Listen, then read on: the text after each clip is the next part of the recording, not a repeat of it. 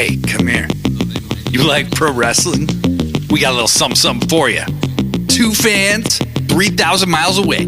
We each been watching for more than 30 years. Celebrate the art form, the action, the homoeroticism. We ain't rating matches. We ain't analyzing stories. We ain't experts. We just sit down, shut up, and mark out!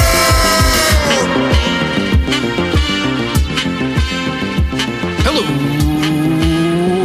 everybody. It's Blade Daily with Sit Down, Shut Up, Mark Out, and I am joined by the one and only, the main motherfucker named Joshi G. Joshi G, how you doing? I'm doing all right. I'm recovering from a cold right now. The weather here has been very inconsistent. It will be warm for a few days, and then it will be cold, and then it will be warm again, and so my body's just had enough. And actually, the past 3 days here have been ridiculously hot. It has been 40 degrees Celsius. And I know that in the United States, you work with Fahrenheit, so over 100 Fahrenheit, which is very unusual for Montreal, Quebec. Well, for Canada, period. So I'm recovering, but I'm doing all right. How are you doing? I'm doing better than that. I will say that. That it is not that hot here. It is... I would say it's comfortable. Out here on the West Coast of North America. Oh, shit. Yeah, so we're doing this new experiment where we're just going to do a name talk about the weather in our respective regions going forward at the beginning of the show because we knew that that's what would really resonate with you guys. In fact, all the emails and social media feedback we get says, please fucking tell me about the goddamn weather in your fucking location. Because that's fucking cool. We're fucking stupid. But that doesn't mean the show's gonna be fucking stupid. We got Will Ospreay, we got Swerve, we got Forbidden Door. Should Rampage be a women's show? We got all kinds of talk, all other shit we're gonna talk about besides that. So fucking don't shit your pants. Don't piss your pants either. It's gonna be a good show. You just don't know yet. Just stick around. Bye. I'm celebrating. You know why? Because I've just finished a 66 fucking issue run on the original X-Men. Amazing. Yeah, it was terrible for the most part. And it got really a lot better around issue 40-ish. But it is so crazy to see like Jean Grey just be like, oh, you boys, what will we do? What will you do? How will you help me? Till later on, knowing she becomes Phoenix and just becomes a total fucking badass that could crush all of them. So yeah, very, very interesting. I am reading from a Ultimate X-Men reading list. So it's the complete Silver Age era of the X-Men. So now I'm reading X-Men Hidden Years, which came out in 99 and 2000, which kind of bridges the gap between when the original run ended and Giant Size X-Men started.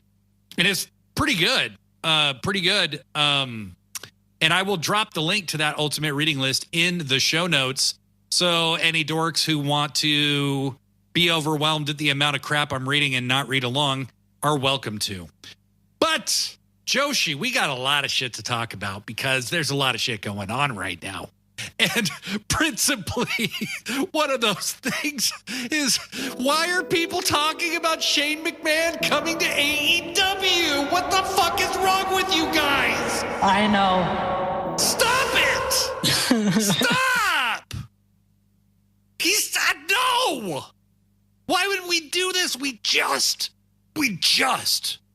aside from Hunter Hearst, Paul, Helmsley, Levesque, McMahon, aside from him, we just got rid of all the McMahons. None of them are on TV for the first time in 25 years. Why? Why would you do this? Why would you wish for this? I don't get it. Am I the only one, Joshi? Are we on the same page here? Listen, I don't think a McMahon being tied to AEW is a good idea, period. In a way, sure, it would be funny at first because, oh my God, it's Shane and AEW. But I think it would just be one of those things where it would be hilarious for a one-time appearance. And even at that, I just don't think it's a good idea. If you really want to establish your own identity, you can't have the McMahons in the picture. I don't personally hate Shane McMahon as much as the other McMahons, but that doesn't mean that I want him in my favorite wrestling promotion. I would prefer staying away from that family entirely. So I know that he apparently reached out to AEW wrestlers and asked them what they thought about him potentially going to AEW.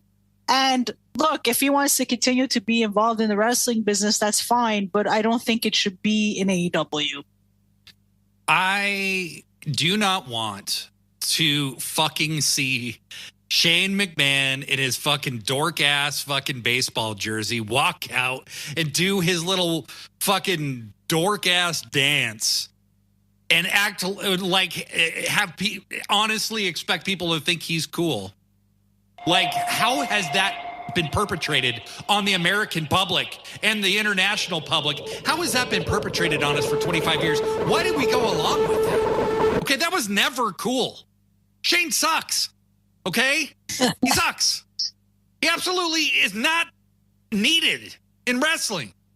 And I know it would generate some interest, and I know people would probably tune in, and it'd be a real big fucking deal for like, what, a couple days? Right.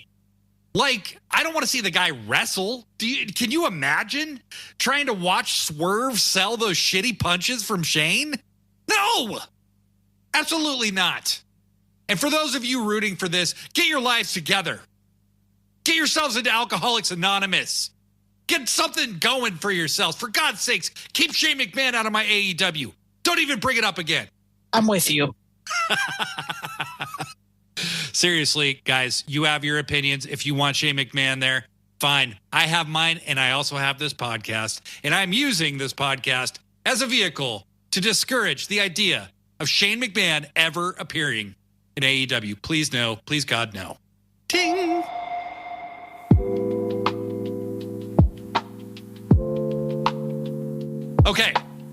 Okay, moving on. Joshi, there's some shit going down right now.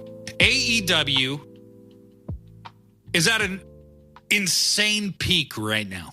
The quality of these shows, the quality of the pay-per-views, the quality of the storytelling is fucking unbelievable. Unfucking believable. Every top program has a story going with it. Everything feels like more than just a match right now. And I think that that's imperative to making wrestling compelling, right? And, you know, there's been people, and I have never agreed with this, who said Tony Khan's a matchmaker, he's not a booker, blah, blah, blah, blah, blah. I never thought it was that simple, okay? But I understood some of that criticism because there would be like, hey, we're just going to do Phoenix versus fucking Kenny Omega, blah, blah, blah, you know? But like, what I'm seeing now from AEW is so interesting and so refreshing, really, to see every match going into Forbidden Door, with the exception of one, because it was just announced and we're going to celebrate it later. With the exception of one, has a story. It has something behind it. They are continuing to elaborate on those stories. So let's talk about the big one. We didn't get to talk about this yet from last week. Swerve and Will Ospreay having a bit of a brouhaha this week and last. Very, very interesting story. This match has heated up so fucking fast in just 2 weeks, 2 segments. It's a match that just, when they announced the match, obviously I was excited. Obviously, I was very, very excited. I would have bought Forbidden Door just for the match. But this is how you see the maturity of AEW and where it's going. The last 2 weeks, they've explored the story of the match, the relationship between Swerve and Ospreay, and where each guy is at this point in their career. And it's made this match feel like the first in what I think is going to be a longer rivalry. What do you say, Joshi? I think they've done a tremendous job the past 2 weeks. At first, I wasn't sure how I felt about this match. And mind you, I'm going to Forbidden Door. Yeah. The reason being that I felt it was happening too soon. But then when I thought it over, I know that Swerve's winning at Forbidden Door, so I'm okay with it. And I know that Don Callis is going to get involved and cost Ospreay the match, and it will kind of come full circle because last year he had cost Kenny the match when he faced Will Ospreay at Forbidden Door. So I'm okay with it, and I know that Ospreay Swerve isn't happening at All In. So right now I feel a lot better about it, and the past 2 weeks have really made this rivalry a lot more interesting. You look at what happened on Dynamite last week, right? And Ospreay was kind of acting like a kid and antagonizing Swerve, and Swerve didn't like it one bit and told him, "You don't take this seriously." And he told him, "You're lucky you're my friend or else I'd bury you." So he issued a warning to Ospreay, which I thought was great. The ending of Dynamite last week was unbelievable. And then this week, you have them in the ring just completely insulting each other. And I thought it was extremely compelling. I liked the shots that Ospreay took on Swerve, but I also liked the way Swerve responded. He wants to make this personal. And I don't blame the guy. You know, Ospreay, as much as I love the guy, I feel like if I was in Swerve position, he would start to irritate me a little bit. You know, I would start to say, "Hey, can you please take this a little bit more serious? Like, can you take me seriously as AEW World Champion?" So I just felt like the past 2 weeks, this rivalry has reached a whole new level of intrigue and intensity. What about you? Well, first of all, Swerve is so fucking great at doing something unpredictable every time he's on the screen. Okay. Even if it's small. Remember the match he had with Luchasaurus? I'm sorry, Killswitch. Oh, sorry. Had a match with Killswitch several weeks ago on Dynamite. Hits him with a swerve stomp, which isn't even really his finisher anymore, but it really felt like the end of the match. 1, 2, and Killswitch kicks out, and Swerve's like, "What?" Everybody's like very shocked because it just felt like the end of the match. He's so good at figuring out what people expect and then doing something a little different. So last night, Ospreay says, you know, "It's my house, mate." And then he's about to storm off. His music hits. Swerve kills the music and then fucking ratchets up the intensity by referencing Will's son and saying his name on the air. And you see the immediate change in Will Ospreay. But you have to commend both these guys. Swerve is showing you, one, just because he turned babyface doesn't mean he forgot who he was before. He's like, "I don't have any friends. All those people are just bodies to me. I don't care. I don't care about them." I loved when he said, "You have to kill the things you love. You have to let your love of this business die to be the champion." He's like, "Look at what I've become, Will." And Swerve he's a baby face, but he's like a dude living on the edge. Okay. But Ospreay has played his part masterfully because he is kind of not taking this seriously enough. He is kind of a big dumb kid still. And he's playing that role. You know, I think sometimes people don't understand wrestlers are storytellers. And Will Ospreay's on a journey right now. If he just, it was really crazy to me because I listened to Brian Alvarez on Wrestling Observer Radio or something months ago. And he was basically saying they just need to put the belt on Ospreay ASAP because he can only do what he's doing for a limited amount of time. And my thought is, what the fuck? Like, with no story, with no nothing, just come in and put the belt on him? That's ridiculous. Why would you do that? And they're showing you why they shouldn't do that. Because Ospreay, we are just beginning to get to know his character. We are just beginning to get to know what motivates him. And obviously, his family is his weak spot. Swerve went straight up Swerve Strickland from the Hangman feud in this promo where he's baiting Swerve with this shit about his family. And I'm all for it. I thought it was really, really good. It was, and I think that putting the belt on Ospreay right away would have been a huge mistake. You don't just put the belt on somebody as soon as they enter a new company. I mean, with Mercedes, it was different. She had a story with Willow that started a year ago.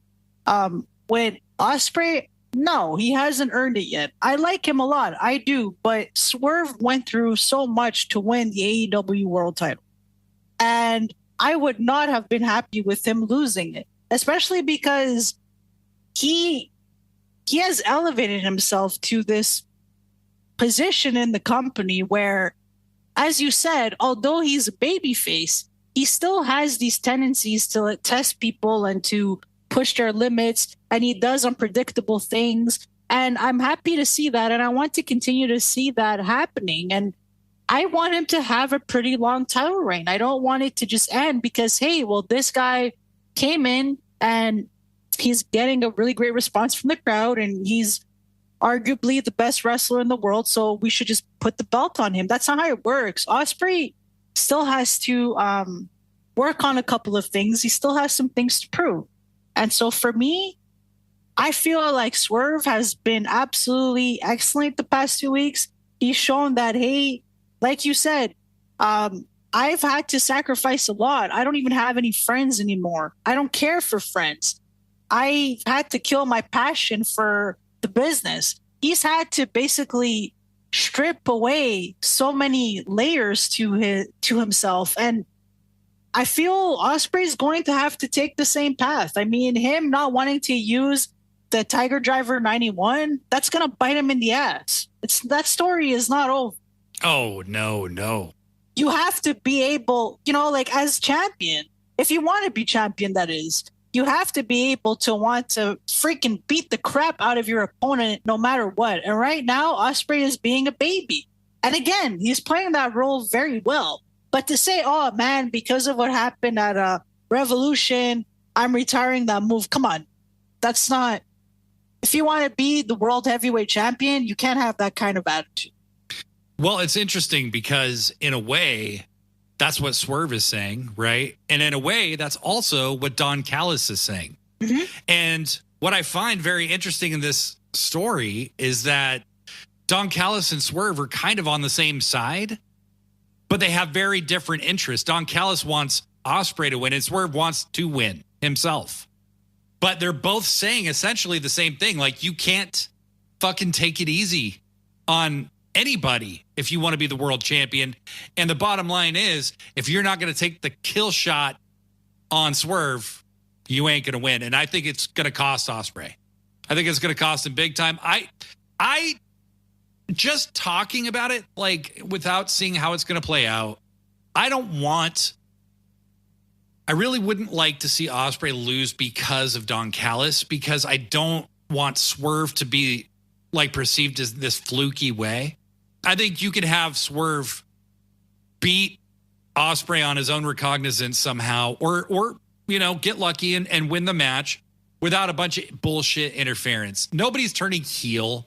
If anything, Ospreay's gonna go off and do his own side quest from here.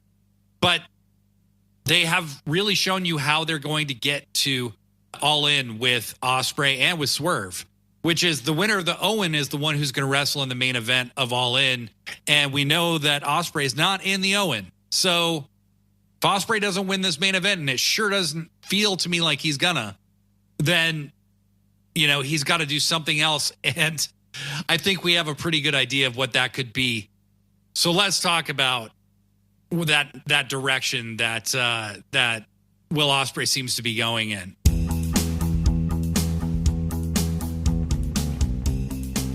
It seems as though Will Ospreay is on a collision course with the man they call Maxwell Jacob Friedman. There was what I would consider to be, honestly, an iconic face-off on Dynamite this week. In MJF's return promo, he had spent a significant amount of time on Ospreay. He spent more time on Ospreay than anybody else. If you're paying close attention in wrestling promos, whoever they talk about last is usually who they talk about the longest, and that's usually where they're headed. It may not be the first person that they head towards, but it felt very clear to me from that promo that Ospreay and MJF had something coming up together. And it really, really feels like that is probably what Will Ospreay is going to be doing at All In. How do you give him something significant that's not for the world title at All In front of his hometown crowd, have him face the guy who headlined last year, MJF, and probably go over.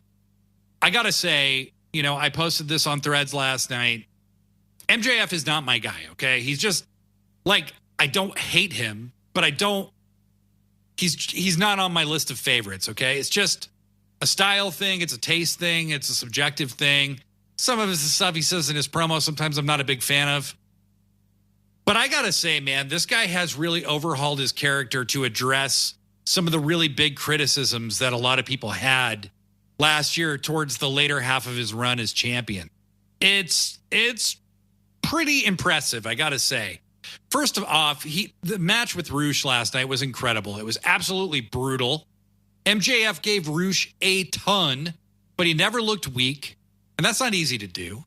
And last year, that babyface run, especially after All In, I would say, in the post All In kind of timeline, MJF just became something that was completely not for me. The kangaroo kick, I'm sorry, it sucked, okay? It was a very WWE-ish presentation of a character. It doesn't feel right in AEW. And maybe that could have been bearable, but it also felt like every Dynamite completely revolved around MJF. And him telling his story of, why he had hardened and become this unlovable prick, it all just it was a little too much. It was just a little too soap opera-esque in certain ways. Even if that's his real story, the way he told it, it was just not my thing, right? But also, really, let's be real, with a roster this deep, you can't give anyone 30 minutes of TV time every week. You just can't. But since he's returned, Max feels focused. The kid shit is gone. No more kangaroo kicks. He cut one promo on TV. It wasn't a rambling 30-minute promo. It was a 10-minute promo that was extremely focused and immediately launched him into something. He really helped Roosh feel bigger through this match. And to me, it feels like what I call prove it mode, where he's like, hey, I'm still this motherfucker MJF. It's a hardened, more mature version of MJF. And it feels like exactly what the show needs. He's massively over. I mean, people love this guy. But he's really made some essential tweaks that I think make him like much more watchable. What do you think, Joshi? So, yeah, I love MJF. I've always loved MJF, but I do agree that for the second half of last year, I wasn't feeling him as a babyface because he felt too corny for me. I still liked him. I'm always going to love the guy. He's just incredible in every possible way. But like you said, I didn't like the WWE-esque presentation of him. It didn't really suit him that well. He was such a great heel. So taking away those layers of him that made him edgy and gave him so much character, it didn't really work for me. However, ever since he's come back from his injury, there's more of an edge to his character. He's more of an anti-hero. Like you said, he's a lot more focused. His promo segments aren't as long, which is fine. Personally, I'm not a big fan of 30-minute promos and segments in AEW anyway. That wasn't really working for me last year. I can sit through a 10-minute segment, 10-minute promo, but once it reaches 20 minutes, it's a little bit too long. So it's been great to see him make these tweaks, like you said. And I think he's the most over wrestler in AEW, period. He has been for a really long time, whether he's a heel or a babyface. The fans react to him. They're all fired up. He just has this ability to hold the audience at the palm of his hand, which is really difficult to do. So I do applaud him for that. And I loved his match with Roosh last night. I thought he made Roosh look like $1 million. He made him look like a really big deal. So, but like you said, he also didn't look weak, which is a really difficult thing to do. So yeah, he's just been the kind of Max that I want in AEW. And I really like that he had his little confrontation with Ospreay last night. It will be really interesting to see how that unfolds. And I do think that he'll probably put Ospreay over. But yeah, I think that is a better suited match at All In for Ospreay. I don't think he should become AEW World Champion right now. So why not have him wrestle the OG MJF, the guy who main evented All In last year? I think it's a brilliant idea. I'm all for it. And this isn't a surprise. Like you said, a few weeks ago, he talked about Ospreay for a while. And so it was very telling that something was coming up. And obviously, last night pretty much confirmed it. And I do think it was very gutsy to have that confrontation while Swerve is feuding with Ospreay, especially because you would think, okay, they're going to save this confrontation for after Forbidden Door, but they decided to do it last night. So to me, that was a sign. It was pretty much, I guess, informing the audience, look, Ospreay is probably not going to win at Forbidden Door, but hey, guess what's coming up next? I really like that. I thought it was a good thing to do. Yeah.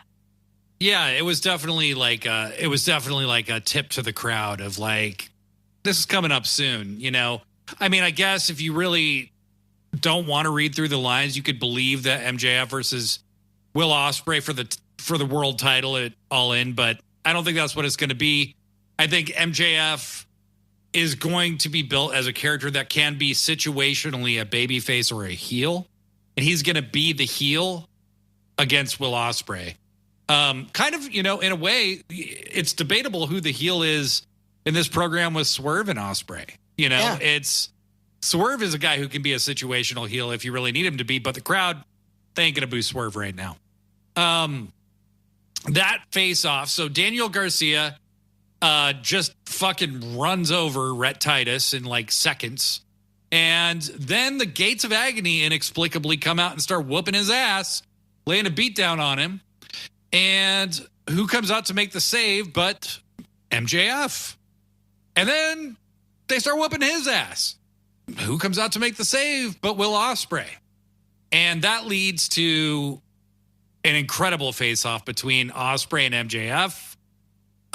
We are clearly going to get that in the somewhat near future.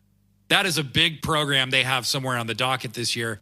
And quite honestly, this is the right way to use the guy who is just your world champion. Okay? And this is something that was very traditional when I was a kid, when you were a kid, Joshi. I didn't know anything about dirt sheets. I didn't know anything about how the business worked for a fact.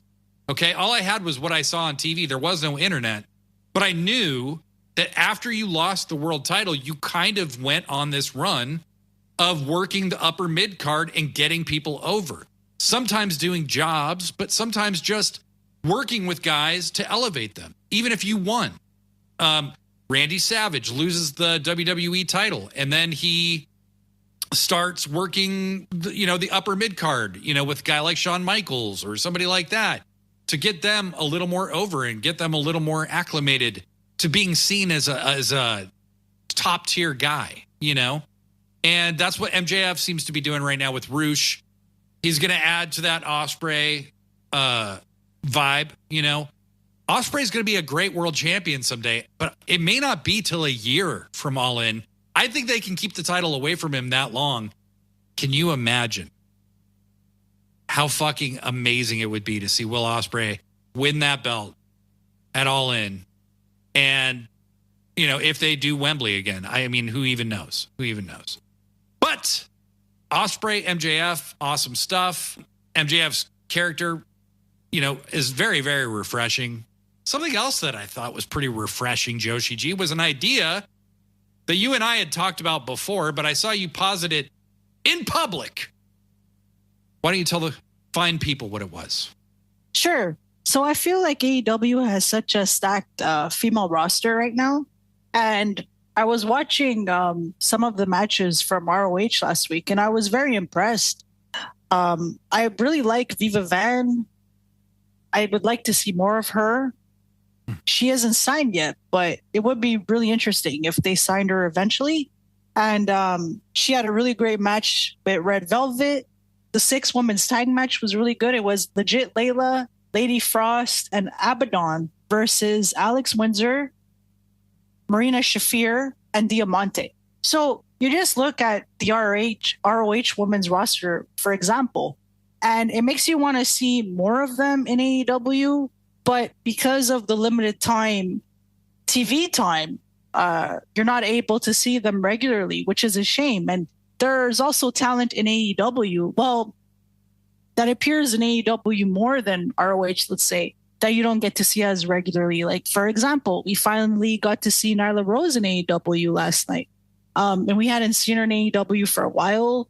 There's long time. Yeah, there's Sheeta, there's Emi Sakura, there's Riho, who is apparently back in the United States. So my solution to that is, why not make Rampage an all-women's show? And that way you can feature women from ROH, from AEW, from Tokyo Joshi Pro Wrestling, from Stardom, so they're partners. And you're able to sign more women and they can get more TV time. So let's say they decide, hey, we want to hire Viva Van. We want to hire Alex Windsor. Apparently they're working on signing Megan Bayne. You have Camille, who hasn't made her debut yet. I mean, I feel it would be a really great opportunity to showcase the women's roster. So I think it would be really beneficial, because I do feel like the ladies have been killing it lately, especially with the addition of Jennifer Pepperman. You look at the stories, and honestly, their stories are the best. Their matches have been consistently good. It just makes you want more. And the only solution that I can think of is, why not turn Rampage into an all-women's show? It's only an hour. And as I said, it's a great opportunity to feature as many women as possible, to develop more stories, to potentially introduce tag belts or trios tag belts. Because right now, you wouldn't be able to add tag belts or trios tag belts to Dynamite or Collision. You just can't. You know, the women are still getting one match on each show. You already have two singles women's titles. So, I mean, I don't really see that working if they're going to continue with the one match, one segment. And don't get me wrong, I'm not saying that these matches are too short or they're bad. It is great that, although we're only getting one women's match on Dynamite and Collision, they tend to be over 10 minutes. But again, it's just a matter of wanting more. And I see a lot of positive feedback when it comes to the women. I see a lot of feedback about Mariah, Mina, and Toni Storm, Chris Statlander and Willow. You know, and it's just Mercedes, obviously. So it's just a matter of, hey, why not give them more time? And I feel like, I don't know, like creating another show just for the woman is probably not a good idea, because already, to be perfectly honest, 5 hours of AEW, I feel, is like the maximum I can handle as a wrestling fan, because I still do have interest in Japanese wrestling. And if they start adding more and more and more, I'm not going to be able to keep up anymore. And you don't want to get to the point where it's too saturated, right? So that's why I propose turn Rampage into an all-women's show. Or you know what? You could even alternate. 1 week it's the men and the women. The following week it's just a woman. Like, just change it up a little bit so that the women are featured more. Because as I said, there are so many women, but there isn't enough time to showcase all of them. And not everyone has ROH Honor Club, or like they just don't watch ROH, period. They just watch AEW. So that's my suggestion. But I know that there will be questions about this, possibly concerns. So let me know what you think, and if you have any concerns, or if you can think of any cons. Yeah, well, you know, one, I totally agree with you. The AEW women's division is killing it right now. I mean, it's super, super good, and it's improved. I mean, the point that we're at now, I remember in 2020 when it was like, find me a good, really like top level worker in the AEW women's division. And I mean, good luck, right? Like, they just didn't have access to that kind of talent, aside from like Rio and Sheeta. You know, I love Britt Baker, but her work at the time was not like the reason that she was where she was. She was a great promo and a great character, and she's a good worker, but she's not a like elite level athlete. So we are at this point now where the women feel like they need more. And I think that's awesome, right? I think you do get into some questions, which one would be, so we give the women Rampage. Are they still getting their segments on Dynamite and Collision too? Yes. So that would not change. For me, Rampage would be used more to showcase the women that aren't necessarily feuding for a title. Or as I said, what you could do is add the tag belts and feature them mainly on Rampage. And then, yes, like, of course, on Dynamite and Collision, you would still have the woman wrestle there. It would just be a way to get as many women on TV as possible. Okay. And obviously Rampage is only an hour. Yeah. So I like the idea because I think, one, Rampage is in a no-win time slot. It always has been. When people are posting Fashion Nationals ratings for Rampage, to me, it's like, what the fuck are we even doing here? It's on at 10 p.m. on a Friday, the number one night that people are out and about doing shit. It's always been in a shitty time slot. And really, Collision is in a shitty time slot. It is, yeah. The only show they have that has a really prime spot is Dynamite. That's why it's the big show. But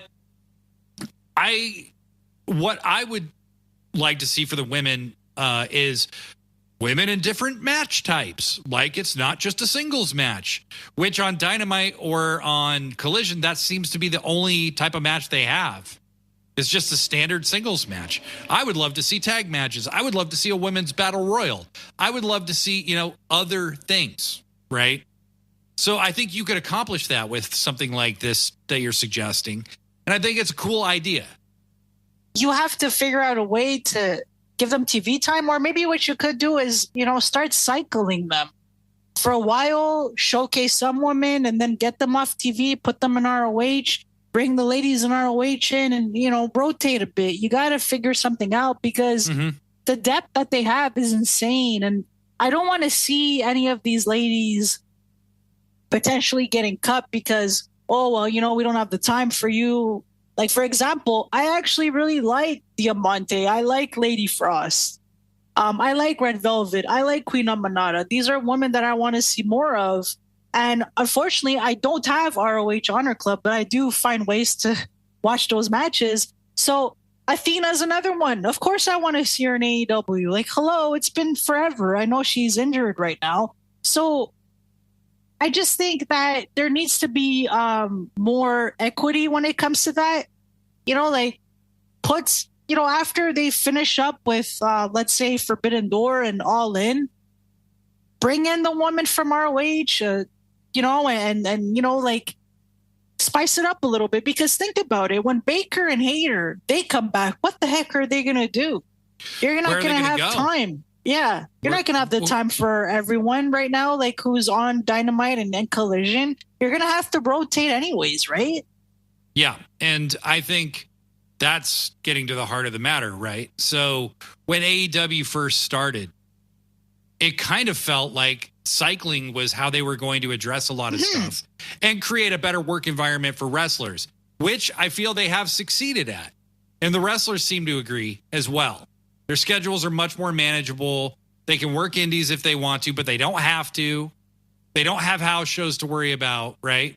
But I want the cycling to feel a little more intentional, where it's like, here's a Scorpio Sky promo.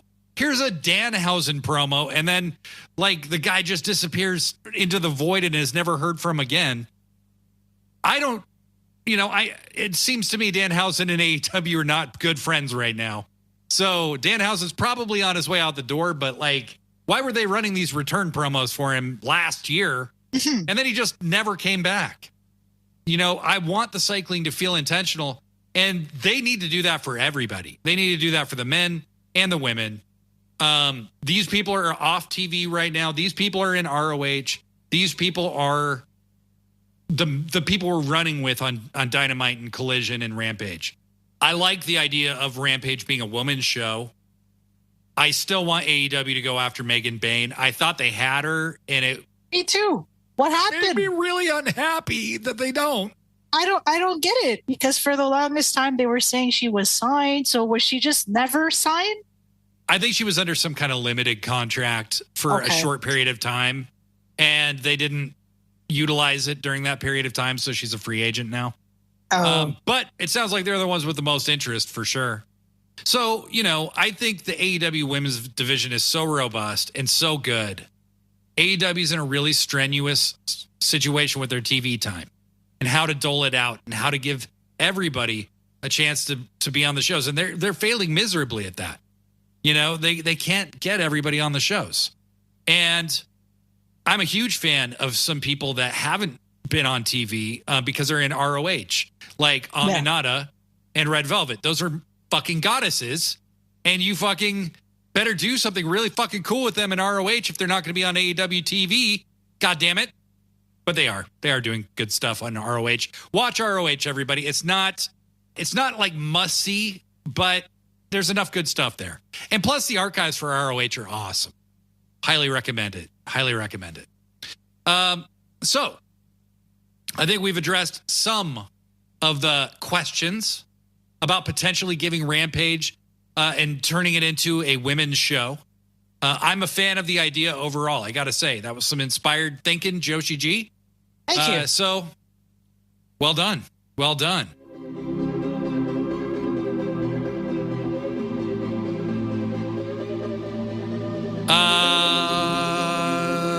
Let's switch topics. Because last night, in something that you and I called on this very podcast We did. as a potential possibility, after I said, Claudio, we brought up Bryan Danielson and what would he do at Forbidden Door? And then we were both like, wait a minute. They're not going to give it to Claudio. Have Shingo Takagi face Bryan Danielson. And what should have been announced last night? Jesus Christ. It's the year of the dragon, I Blade Daily. American Dragon versus Japanese Dragon, man. Forbidden Door should be called Double Dragon. Like It should, Forbidden really. Door. Forbidden Door, parentheses, Double Dragon. Forbidden Door, Double Dragon. There you go. This is going to be fucking insane. You've got one of the greatest workers of all time versus one of the greatest workers of all time. Shingo Takagi, the Rampage Dragon, is fucking crazy good. If he didn't wrestle Danielson before Danielson retires from full-time competition, it would have felt like a crime. Oh, a hate crime at that.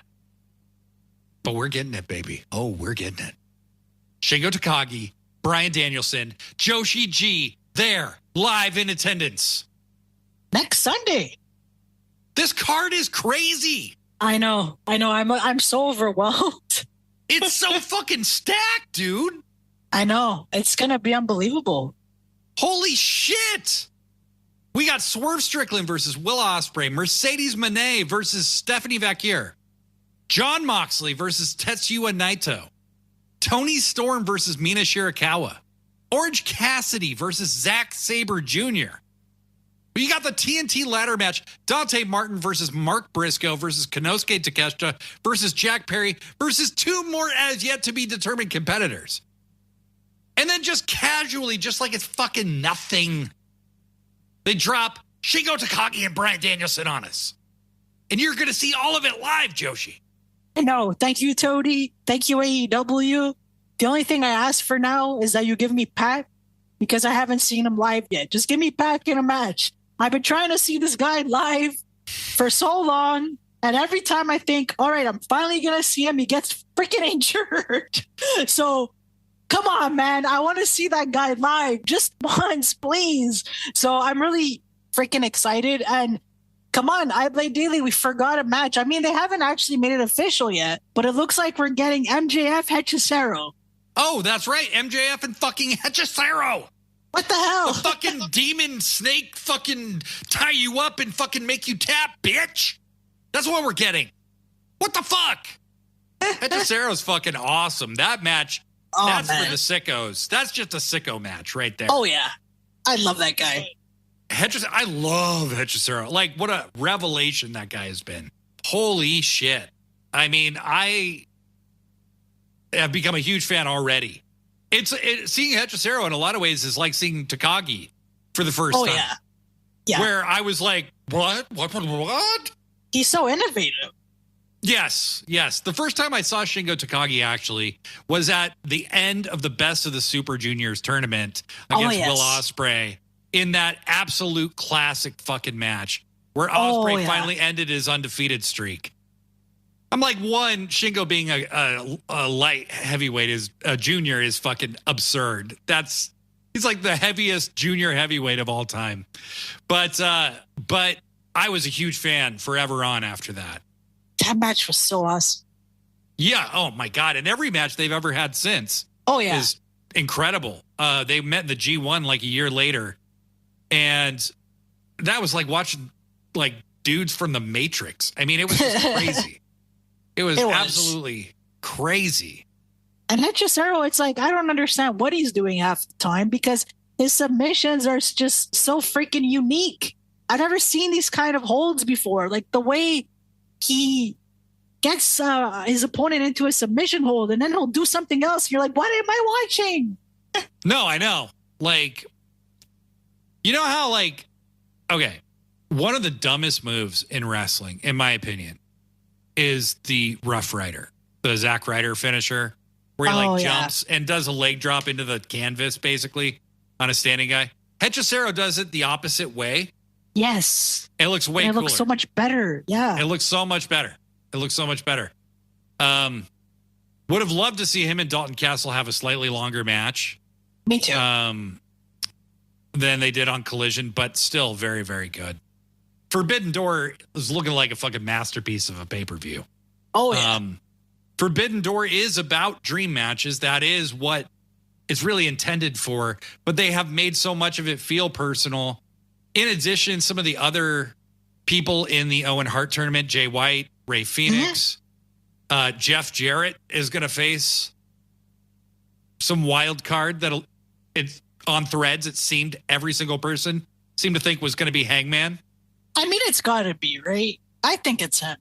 It would be cool if it was, but that really throws off my dream, which was for Danielson to win the Owen and face Swerve, because then I feel like Hangman has to win.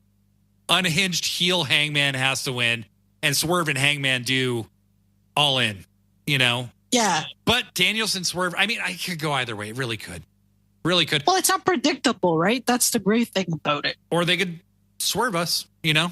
Who knows? Yeah, who knows? Never know. We'll see. It's exciting, though. I'll tell you what is really exciting, Joshi G. And that is the clowning that I do in my head every single day on the people who say, AEW doesn't tell stories. Oh, gosh. I still see that argument, and I don't understand it anymore. I just laugh at it. It's like, you don't watch the show, clearly. Yeah. Like, AEW is telling so many stories. Well, you know what I think it is?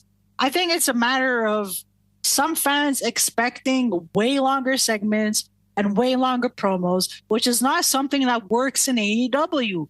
They do have stories, but they're not like the other company where the way they're told is, hey, let's just talk for half an hour. That's not the way it's done in AEW. Just because it's not done that way doesn't mean that they don't have stories. That's the part that's so aggravating.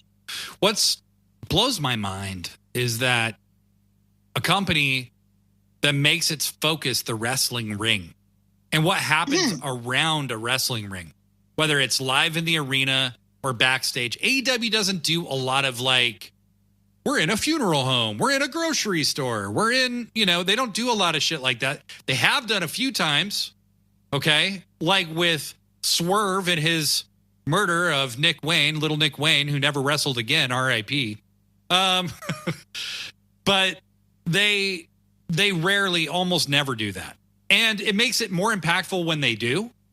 And in the meantime, they keep the action focused around the ring because it's supposed to be about these people who are in a sport competing for the top titles in that sport. Right. And I think AEW is telling so many stories, and they're all pretty good.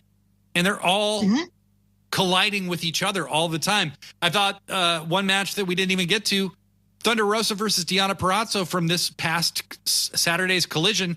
One, Thunder Rosa's jump off the table ramp was the spot of the week for me. Gosh. That was awesome. That was awesome. Also, so great. Deonna won that feud. Good for her. Yeah. And Thunder Rosa didn't look bad losing either. Like, no, everything got handled all at once. It was really, really well done. So while we're talking about amazing spots and amazing stuff, Mina Shirakawa, Toni Storm, and Mariah May do a contract signing last night. Joshi, take it. Oh, wow. So Mariah was in the ring and she was dressed all in black and looked really fancy. And she introduced Mina, and then she introduced Toni Storm. And they sat down, and Mariah was basically saying that this is a really difficult match for her because they're both her friends and that she loves them. And she said that no matter the outcome, she's going to continue to love them. And then Mina took the mic away and told her to shut up. And then she told Toni that when she was in Stardom, she was a legend in AEW. She's a star. But people are tired of Toni Storm and they want Mariah May. And that she's going to win the belt at Forbidden Door and she's going to get her girl back, her girl being Mariah. And then Toni basically responded that she shouldn't shout at Mariah May and that it's going to be really difficult for her to beat her for the belt. And she gave her some advice, told her to keep her chin up, her tits out, and watch for the shoe. And then Mina demanded that Mariah choose between Toni and Mina right away. And before Mariah could even answer, Saraya came out with Harley Cameron and she said that she was tired of this and she was tired of Mariah and all that, and that she wasn't there alone. And then Anna Jay showed up and helped them destroy, they tried to destroy Mariah anyways, but they didn't succeed because guess what? Toni Storm finally saved Mariah May and took a bump. She went through a table when trying to do a hip attack on Saraya. And who did Mariah stand with on the ramp? She was with Mina staring at Toni Storm and what those three girls did. So very interesting to see who Mariah was standing with. And I think we all know what's going to happen. I think that, I don't know if we're going to see Mariah make her decision at Forbidden Door, but she will definitely turn on Toni once she wins the Owen, which I'm sure is going to happen. So very good storytelling, very good segment. I did like that Saraya, Harley, and Anna Jay got involved because now they have a 6-woman tag next week, which should be great. And it will be interesting to see Toni and Mina on the same side. And one more thing before I let you talk about this, I Bleed Daily, I have to say Mina Shirakawa is absolutely beautiful. Is there any other woman as confident as Mina? She clearly loves herself. She loves her body. The confidence that she has is just, it's really inspiring. And I admire her so much because it makes you wonder, how do you get to the point where you love yourself as much as she does? That is just amazing to me. And I think it's something that we could all learn from. Like, I think we really do need to be kinder to ourselves and to love ourselves as much as she does. And bless her for getting to that point. But yes, Mina Shirakawa, I think I have a girl crush on you. You are freaking gorgeous. Just throwing it out there. This is in this whole conflict, it's like three beautiful women all like in this quasi-romantic triangle with each other. It's pretty wild. It's pretty wild television. I thought it was kind of interesting to see Mina take on the role of like abusive alcoholic lover or something. Like, yo, you choose right now. Like that was, I didn't see that coming. And give it up for Toni Storm. Her ass destroyed an entire table all by itself. That was impressive. That was impressive. I'd be impressed if anybody did it. Okay. What does Tony call her ass? The wide load that carries the gold. Very, very good. Very good. I got to say, I'm really torn right now in AEW what the best story has been this year. It's either the Elite story with the Bucks, TK, Kenny, blah, blah, blah, blah, blah, or it's this story. And I think there's a very good chance it's this story with Tony and Mariah. It has been impeccably told. Dark horse candidate would be Willow Nightingale and Chris Statlander. I think that's a dark horse candidate, depending on where it goes from here.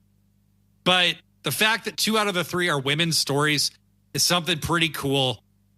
There's not another time in AEW where I think you could say that. And yeah, I'm very excited for the women in this company and where they're headed. Very excited for us as fans because we continue to be deluged with great shit each and every week.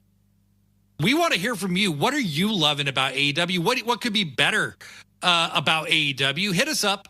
Social media, Instagram, TikTok, YouTube, email. It's sit down, shut up, mark out at all of those places at gmail.com if you want to email us. Let us know what you think. We have a website now. It's sitdownshutupmarkout.com. Go visit it. There is a website there if you go and visit it. We're still working on it, but fuck it. It's up right now. And go listen to other great wrestling podcasts. There's a lot of great wrestling podcasts out there. We want to give big love to our colleagues out in the AEW verse and the non-WWE wrestling verse who do this labor of love to make it happen each and every day.